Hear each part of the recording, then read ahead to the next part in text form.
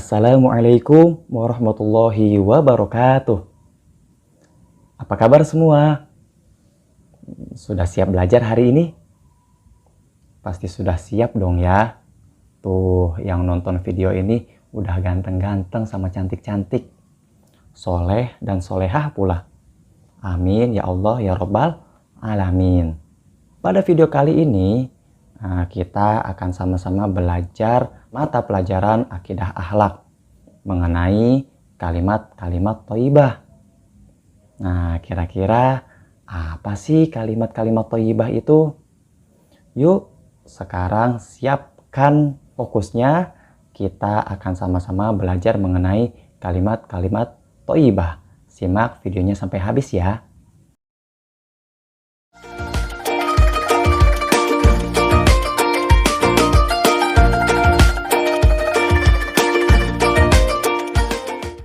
Sebagai seorang muslim, tentunya kapanpun dan dimanapun kita haruslah selalu mengingat Allah Subhanahu wa Ta'ala.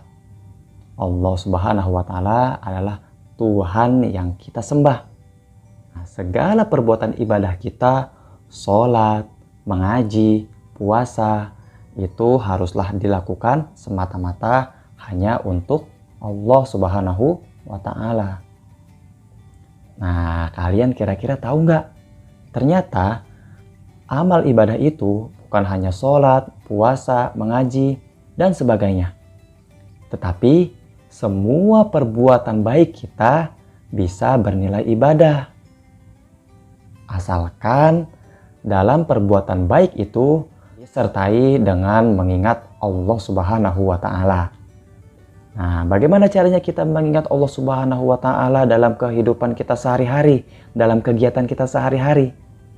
Salah satu caranya adalah ketika kita melakukan sesuatu disertai dengan mengucapkan kalimat-kalimat thayyibah. Apa sih kalimat thayyibah itu? Kalimat thayyibah adalah kalimat-kalimat yang baik, disebut dalam keadaan atau kondisi tertentu. Nah, pada kali ini kita akan membahas tentang dua kalimat thayyibah. Kalimat thayyibah yang pertama yang akan kita bahas yaitu kalimat thayyibah basmalah. Kalimat thayyibah basmalah berbunyi Bismillahirrahmanirrahim, yang artinya dengan menyebut nama Allah yang Maha Pengasih lagi Maha Penyayang. Kalimat basmalah ini terdapat dalam surat Al-Fatihah ayat 1. Kemudian yang kedua, kalimat thayyibah yang akan kita bahas atau kita pelajari yaitu kalimat thayyibah hamdalah. Lafaznya seperti ini.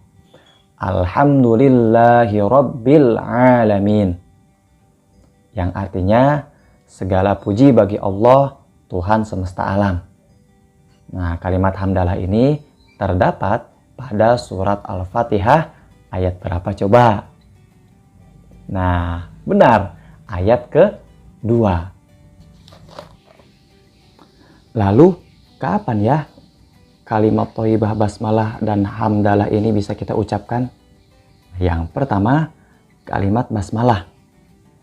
Kalimat basmalah ini bisa kita ucapkan ketika kita ingin memulai suatu pekerjaan baik, seperti membaca Al-Quran, belajar, makan, minum, berangkat sekolah, dan lain sebagainya.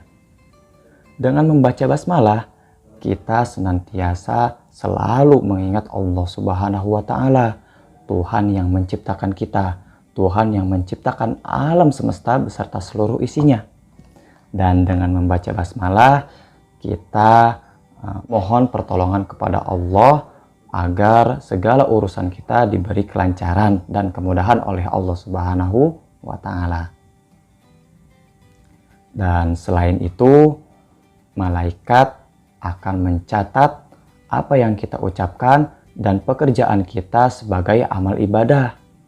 Karena kita awali dengan mengingat Allah dengan cara membaca Bismillahirrahmanirrahim. Kemudian yang selanjutnya yaitu kalimat hamdalah. Dengan mengucapkan kalimat thayyibah hamdalah menunjukkan bahwasanya kita bersyukur kepada Allah Subhanahu wa taala atas segala nikmat dan karunia yang Allah beri. Nah, membaca hamdalah ini bisa dibaca yang pertama ketika kita mendapatkan kenikmatan dari Allah Subhanahu wa taala. Seperti ketika kita mendapat kenikmatan kesehatan, kemudian mendapat nikmat rizki, mendapat nikmat berupa hadiah, dan lain sebagainya. Kita ucapkan alhamdulillah. Kemudian yang kedua, kalimat hamdalah bisa kita ucapkan setelah selesai melakukan perbuatan baik. Seperti ketika bangun tidur, selesai belajar, dan lain-lain. Kemudian yang ketiga, kalimat hamdalah disunahkan untuk kita ucapkan saat kita bersin. Nah, kenapa? Kok ketika kita bersin kita disunahkan membaca alhamdulillah? Karena ketika kita bersin itu semua penyakit-penyakit dan kotoran-kotoran yang ada dalam tubuh kita keluar. Maka dari itu tubuh kita nanti akan menjadi sehat. Dan kita patut bersyukur kepada Allah Subhanahu wa taala. Singkatnya dengan membaca alhamdulillahirabbil alamin. Nah, selanjutnya yang keempat, membaca hamdalah bisa kita baca saat kita terhindar dari musibah atau bahaya. Dan yang terakhir, kalimat thayyibah hamdalah bisa kita baca setelah melaksanakan sholat fardu. Itu tadi kalimat-kalimat thayyibah yang sudah kita pelajari, yaitu yang pertama kalimat thayyibah basmalah dan yang kedua kalimat thayyibah hamdalah. Mudah-mudahan kita berdoa kepada Allah Subhanahu wa taala agar kita dapat melakukannya dalam kehidupan kita sehari-hari. Agar apa? Agar semua ibadah kita, semua apa yang kita lakukan dapat bernilai ibadah dan dicatat sebagai amal kebaikan oleh malaikat. Dan mudah-mudahan kita semua diridhoi oleh Allah Subhanahu wa taala. Amin ya Allah ya Rabbal alamin. Baiklah, cukup sekian mata pelajaran kita pada hari ini.